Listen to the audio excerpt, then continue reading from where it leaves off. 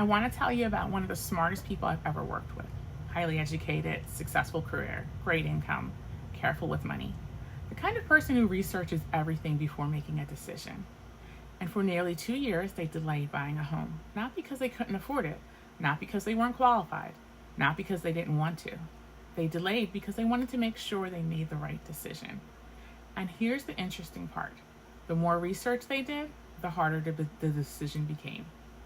Have you ever noticed that?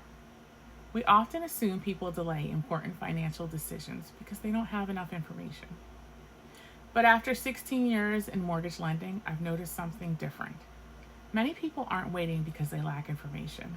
They're waiting because they have too much of it. Today, I want to talk about why intelligent people often delay major financial decisions and what behavioral economists have discovered about the way our brains respond to uncertainty.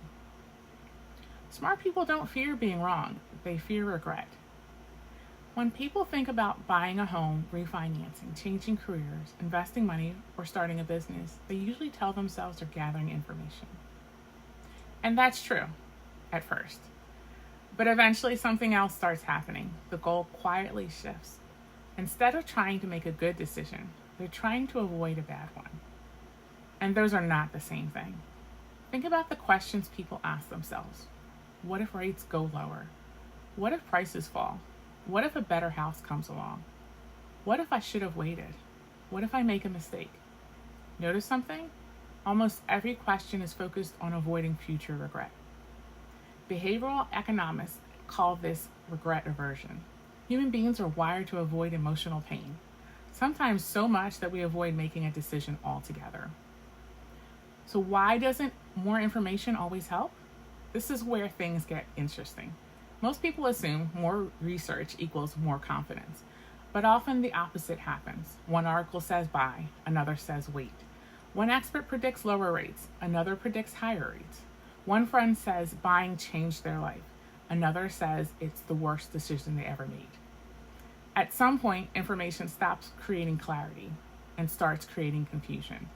This is called analysis paralysis. The brain becomes overwhelmed by possibilities. And when we're overwhelmed, doing nothing feels like the safest option. So what's the real cost of delay? Now let's be clear, sometimes waiting is absolutely the right decision. I've advised clients to wait, many times, if the finances aren't ready, if the timing isn't right, if life is uncertain, waiting can be wise. But there's a difference between intentional waiting and fear-based waiting. Intentional waiting has a plan. Fear-based waiting has a hope. Hope that certainty will arrive. Hope that the market becomes obvious. Hope that the perfect answer appears. And it rarely does. The cost isn't always financial. Sometimes it's another year of indecision, another year of stress, another year of postponing goals, another year of wondering whether you're making the right choice. So what do confident buyers do differently? The most confident decision makers I've worked with don't know everything. They aren't certain. They aren't less fearful. They simply understand something important. Confidence doesn't come before making a decision. It comes after you've established the framework. They know what they can comfortably afford, what their goals are, what risks they're willing to accept, what risks they're not willing to accept, and most importantly, they understand that there is no perfect decision. Every path has trade-offs. Buying has trade-offs. Waiting has trade-offs. Renting has trade-offs. Investing has trade-offs. The goal isn't to eliminate risk. The goal is to choose the risk you're comfortable living with. So how do you know how to position yourself? This is one of the biggest misconceptions people have about talking to a mortgage professional. They think the conversation starts with, can I get approved? I think it should start with, what decisions are you trying to make? Because sometimes the answer is to buy. Sometimes it's to wait. Sometimes it's to prepare. And all three can be good outcomes.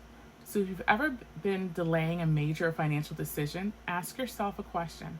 Am I waiting because I need more information? Or am I waiting because I'm hoping uncertainty disappears? Because uncertainty is a part of every important decision.